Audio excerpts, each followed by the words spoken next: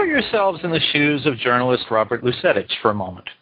You've been a Los Angeles-based foreign correspondent for Rupert Murdoch's flagship newspaper, The Australian, for more than a decade, when the plummeting print business claims you as its latest victim. You're out of a job, but want to stick with the PGA Tour. You have a brilliant idea. Write a book about a year in the sporting life of the world's greatest golfer, Tiger Woods. A publisher snaps it up, and you seemingly have it made. Except you picked the wrong year to focus on the wunderkind, who self-destructs as your year on his tail comes to an end. Even worse, you miss catching him at his real sport, mistressball. But you and your publisher move forward, and the result, Unplayable, still captures a fascinating year on the links with Tiger. It's a well-written book, perfect for golf enthusiasts, as it captures a young man whose game seems in decline for reasons no one can yet identify. Robert Lusetich, welcome to Mr. Media. Well, thanks for having me. Good to have you here. How you been? How are things in Tampa Bay? Things in Tampa Bay are good, thank you. There you go. Robert, I imagine that one day you're humming along on this book, and the next thing you're thinking, oh, crap. Listen, there was a little bit of that for sure, but I think even when I started out, with the book and wanting to do the book, my intention really all along was to say, who is Tiger Woods? Who's the guy, beneath that black Nike hat? I think that we just added some dimensions after Thanksgiving in terms of answering that question. This is a guy I've been watching for, I first met him, I think, in '96 when he was still an amateur, playing his last Masters as an amateur, and over the years have asked him many questions at press conferences, and I have to say, I always liked the guy. I always thought he was a decent guy, and honestly, you look at his character failings, and I think they're significant. But if I had to cut off and every man that I know, married man that I know, for instance, who's had an affair, I would lose some friends, and it's part of, I think, the society that we live in, that this stuff goes on, and I try to balance that by saying there's more to this guy than just the tabloid headlines, and as there is more to this guy than the manufactured, IMG image of him. How close do you feel like you got to explaining him and his character after this year you spent, and then with what happened at the end, when it all kind of flip-flopped? Well, I think the book speaks for itself. It's certainly the best book that I could have written. I should maybe put it in those terms. It's not. I haven't photoshopped it. It is what it is. You paint the Mona Lisa, and that's what she looks like. And I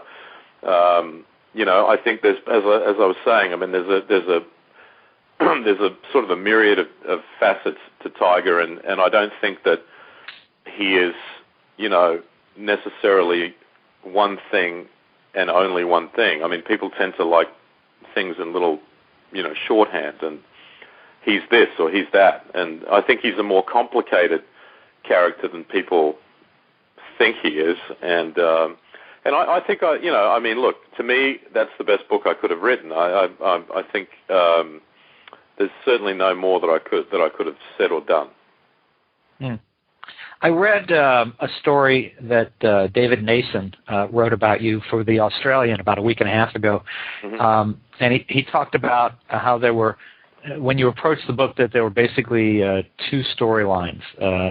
You wanted to write about, I think golf was in an extended slump, and then you wanted to also write about Tiger. How much did the book evolve even before the whole Tiger scandal became known, and then, by the time it got to the end? Well, look, the book was always going to focus on Tiger. And that was always my intention because, as I said, I mean, I just find him to be a fascinating and not very well understood character.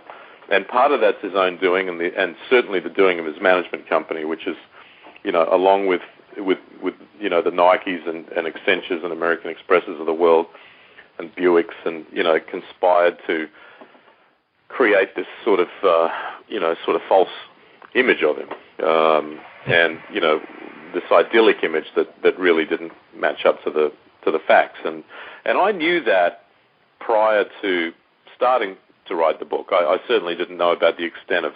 I knew nothing about the adultery, and by the way, nobody else really did, apart from obviously a very select few people. But I did also know that, just having spoken to him, over the years, he had a very bawdy sense of humor, and a very salty tongue, but I mean, he was, by and large, I thought, more appealing in his native state than he was as the sort of chiseled,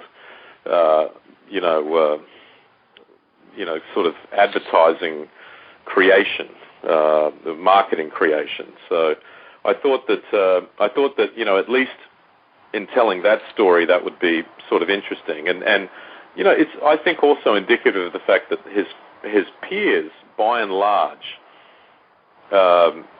he is more liked, for instance, than Phil Mickelson, and people would find that odd because Mickelson seems, very people friendly and fan friendly, but Tiger amongst his peers has a much better reputation than Mickelson does. So it's I just thought there's a lot of fascinating subplots to all of this. And then, the story of the PGA Tour was in the article that David Nason wrote. I mean, that was tied into one of my initial ideas, which was to say, I mean, let's go back at the end of 2008, early 2009. It looks like the world's plunging into another Great Depression, and the return of Tiger Woods from serious knee reconstruction surgery for a golfer. The left knee's a critical joint. I thought it would be, as I write in the book, I thought this would be maybe, he'd be like a Seabiscuit coming back and winning majors and inspiring a nation down on its luck. And so we didn't end up having the depression, but, neither was he Seabiscuit. The book has... It's interesting. I read in the book you talked about how Woods is more popular on the tour and probably with the press than Phil Mickelson. It's hard to imagine. In the press, by the way. Just with not more popular in the press. He's not very popular in the press at all. I mean, I should say there's a select. There's maybe a handful of guys that like Tiger in the golf media, and I would say by and large most don't. Oh, okay. I'm glad you clarified that. It's hard to imagine that this is a guy that players, and then I wonder about Mickelson even more, but that the players even want to hang around. I mean, you paint him at times as petty, petulant, aloof. There's the whole incident with Kim. It doesn't sound like somebody I'd want to hang out with, even if he was available. Yeah, I mean, I think that. See, I think ultimately, at his core, what he is a golfer. He knows, for instance, he knows everyone that's on the tour. He knows something about them. He knows, I mean, he's really sort of a golfer in that way, and I think that golfers tend to respect that, and he respects achievement. He, as I say, he's the ultimate meritocrat. I mean, you win and you achieve, and that's how you get his respect. Not, which is again why, for instance, he and Sergio Garcia don't get along very well, because one of the things, Tiger feels like he hasn't earned the right to strut around. He's won 7 times on tour. I mean, not won a major. I mean, there's he's softened considerably on a guy like Vijay Singh, who he, personally didn't particularly get along with. But he softened a lot on him when Vijay won 3 majors, and Vijay knocked him off as world number 1, and that got his respect. And so I think that golfers, I mean, we're talking about, you know, of the elite of the elite to make it to the PGA Tour. So, you know, they all have in common, you know, something. I mean, they all got there. And I think, you know, the fact that that he, you know, he acknowledges their presence, whereas Phil, for instance, sometimes, you know, they feel like he's very aloof, and he, you know, he does. I mean, a lot of players tell me, you know, that they feel like Phil wouldn't give them the time of day, and you know, whether rightly or wrongly, I mean, that's just the feeling they have. Was there much pressure on you after Thanksgiving last year to juice up your story with more scandal, go back and change things? Well, no, not at all. Actually, I have to give a shout out to Nick Simons, who is my editor at Simon & Schuster, or Atria Books, which is a division of Simon & Schuster, and Judith Kerr and all the crew at Atria, because they were, you know, they saw that what I was trying to do was, you know, trying to paint a portrait, and you know, okay, so there's another layer to this, and we need to tell this story, but you don't want to get lost in, you know, I've spent 20 plus years in the newspaper game, in the media game, and, you know, I know, I mean, attention spans are short for certain things, and while at the time it was very sexy and everybody wanted to know about Tiger Woods and his adultery,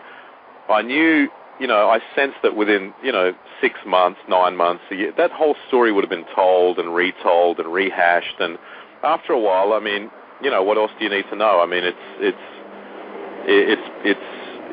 was a very tabloidy type story, but I don't know that the appetite for that would have lingered. You know, I think eventually it would have just gone away, and so I was left with really doing what I always wanted to do, which was to say, you know, just to write a book and say, you know, as I say in the introduction, it's sort of, you know, I'm sort of Nick Carraway and he's sort of Gatsby, in that, you know, you see him through how I see him, and you know, I mean, I may not have I may see things differently to other people, but I disclose that, and I tell the stories that I tell because they're the stories that you know, impinged upon me, or secondly, they were, you know, the stories that of what I saw. So I never felt a lot of pressure. I mean, obviously, you know, you couldn't ignore it. I was never going to ignore all of this, and there needed to be more time to write it, because, you know, those around him and, you know, the people that I've gotten to know, especially over the last year, but you know, certainly over a number of years, you know, there was not a lot of information coming out, as you could appreciate. That people were ducking for cover. So I knew that would take a bit of time before the heat went off that, and I could start talking to people and fleshing out, you know, what the real story was. Did you ever think after Thanksgiving in November, gee, I'm glad I'm working on this book as my own boss and not having to cover Tiger for the Australian right now and Rupert Murdoch, because it really would have demanded a somewhat different approach, I imagine. Well, I mean, you know, I always feel that life is what you make it. You know, I mean, I don't know that in my, I mean, first of all, I mean, I should clarify, the Australian's not a tabloid. It's a broadsheet paper. And it's, you know, more in the mold of a New York Times type of a paper, although it's, you know, politically probably not leaning a little bit more to the right than it is to the left. But it's a, you know, it's a pretty serious paper. So it's not a tabloid. It's not the London Sun or the News of the World or one of the other news corporation or the Post in New York. I mean, it doesn't have that vibe and it doesn't have that tone. So, you know, I have not necessarily. I don't think I would have felt that And also I have to say, I mean, I work for foxsports.com, which is I'm a columnist with them, and which is also a News Corp entity. And I've been doing this a long time, and I don't feel that I need to write things that I don't believe. And so, that's always been my guiding principle. So I'd like to think I would have been able to do it the way I would have done it anyway. Well, I mean, it seemed like a fair question. I am actually familiar with the Australian, the newspaper.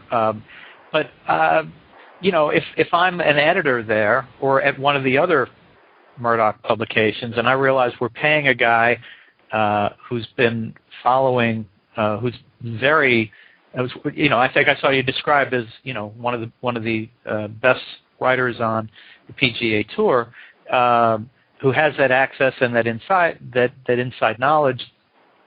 I would turn to you if I was the editor and say, hey, the world has changed suddenly overnight on Tiger Woods. Use your sources, use your experience, and go out and get us the story of what's going on there. I'm just thinking that if I were you... And that happened. I mean, I did that. I actually did that for foxsports.com and wrote several columns. And absolutely, wrapping Tiger across the knuckles, because, I mean, it was incredibly reckless, the behavior, which is what shocked me the most. If, you get down to, am I surprised that a 34-year-old billionaire is would be having affairs? I'm probably not, only because I've been in and around the sports world for 20 years, and it's not surprising that athletes don't resist the sins of the flesh, because they're presented with them on a regular basis. But am I surprised? What I was really shocked about, to tell you the truth, is that how reckless he was. Just how, and I know him to be a very circumspect kind of character. He's very cautious about people's motives. That anyone who wants to get close to him, he really sizes up. And to think that a guy that is that careful would just walk into nightclubs and pick up cocktail waitresses is it's mind blowing. I mean, it goes against everything that he displays on a golf course. The characteristics that he has, and I think that in the book I talk about how Tiger led this very, very compartmentalized life, and it was almost as if he was different people in each of those boxes that he lived in. The family man, the businessman, the golfer, and the adulterer, and the party guy. I mean, they were all different his characteristics were different in each of them, and I think it also goes to explain why he was so adamant to keep them apart. I mean, he was very, very protective about. He didn't like talking about his family. Didn't want to make that a public thing. He didn't want his kids running around being photographed, or his wife giving interviews. He was just very determined to keep all of those separate lives that he was leading, including the secret life, very much under wraps. So he was the only commonality to each of them. He was the only common character, basically, to each of them, which I thought was interesting. I mean, obviously there were a handful of his sort of posse, as we might call them, guys that he's known since he was in school, who knew of this and were aiders and abettors. But there really weren't many, and the women that were inside that circle of adultery really had nothing to do with the golf and weren't involved with golf at all. So he was very determined to keep it all apart, and I think that's why he was I mean, as I look back on it now, I think, wow, he was obsessive about privacy, and now you can see why. Well, yeah. Well, and you tell the story near the end of the book about is it the Buick Open up in Michigan, where suddenly he decided to play at this kind of downwardly mobile tournament and he stays at the Courtyard Marriott and can't figure it out. Although it becomes clear much later when you see the text messages from his mistress who was coming and meeting him there, it all makes more sense, right? Well, yeah, it does. I mean, listen, I don't want to say that the only reason he played the Buick Open was because he wanted a rendezvous with one of these women. I mean, he probably could have done that. He probably could have gone to Vegas that week and done that. But I do think that he played that. It was the last Buick Open. I mean, we all pretty much knew it, even though it wasn't official at the time.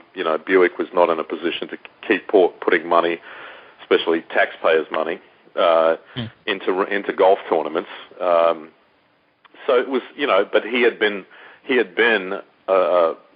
spent almost a decade as Buick's main spokesperson, and he had zero reason, financial reason, contractual reason to show up and play that tournament. And I think he did it. I really do believe that. In fact, in the book, I talked with the Buick people who told me that they had no belief that he was coming because there was no reason for him to come. There was no financial reason, contractual reason, but he did show up, and I really do think that was Tiger sort of tipping his hat to the fact that they had a long relationship, and he knew pretty much this was the last Buick Open. The tournament was on its deathbed, and I think he showed up really just as a way of thanks. And but having said that, he did use that time to rendezvous with one of these women, and I wasn't interested in the book in going too much into the birdies and bogeys of the mistress card. So, but this one I just tell because I find it amusing. The first round he had played really poorly and shot 71 on a course that was, for him probably about a par 68 because of the drivable par 4s and all the par 5s are reachable in 2, and he putted just really terribly. And that night this girl had flown in, and she was staying about 5 doors down from me, although I didn't see her. And believe me, I would have noticed in Flint, Michigan. I'm sure we'll get some calls from Flint, Michigan about that right now. I'm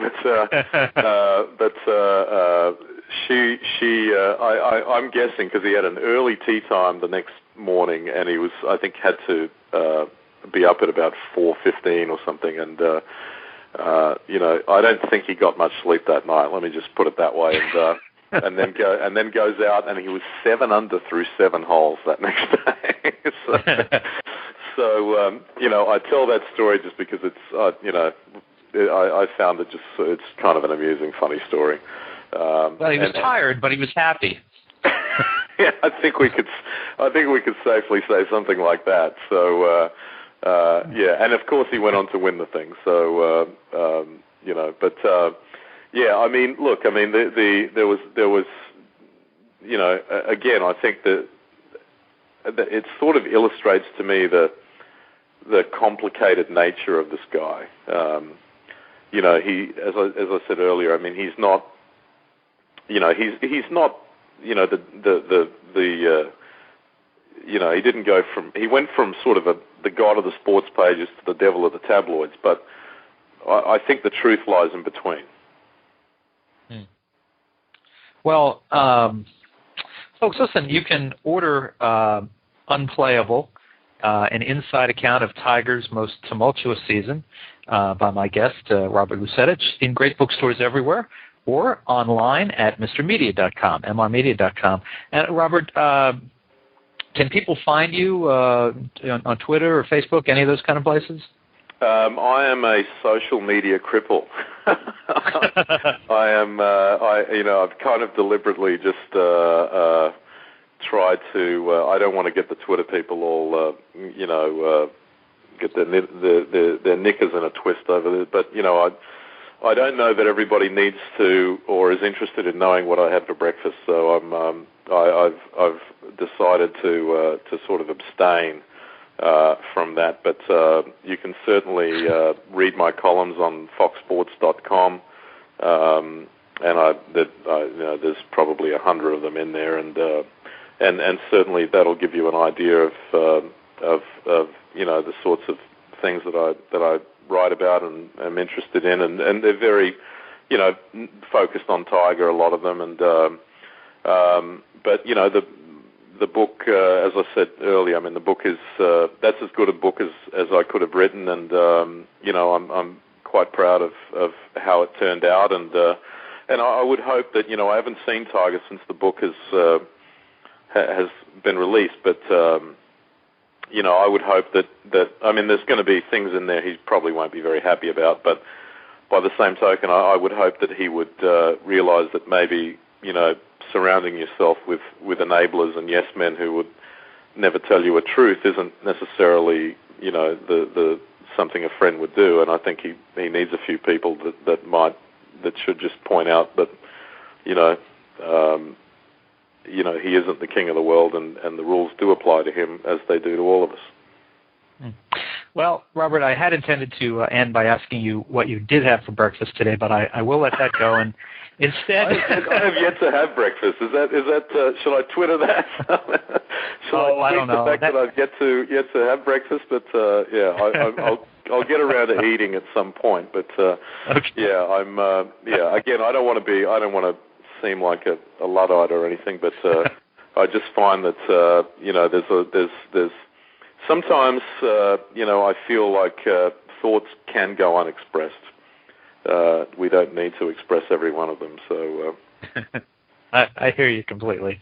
Well, listen, fascinating conversation, and I just want to thank you so much for joining us on Mr. Media today. You got it. Thanks for having me. All right, best of luck. Thank you. Bye. Bye-bye. And folks, for more original interviews with many of the world's top journalists, you can surf over to our main website, www.mrmedia.com. That's mrmedia.com. And please take advantage of this great offer for Mr. Media radio listeners. You can go to audiblepodcast.com/mrmedia to get a free audiobook download of your choice when you sign up today. Again, that's audiblepodcast.com/mrmedia for your free audiobook. And subscribe to Mr. Media on iTunes, and you'll never miss a show. Just search Mr. Media Interviews from within iTunes and subscribe for free. You can also listen with a piece of string and a tin can in many locations. If you've got an idea for a guest, email me directly at bob@andelman.com. You can also follow me on Facebook or on Twitter, twitter.com/Andelman, or on Facebook. Just search Mr. Media Interviews. Thanks so much for joining us today. Always appreciate when you give up a piece of your day and come spend it with us.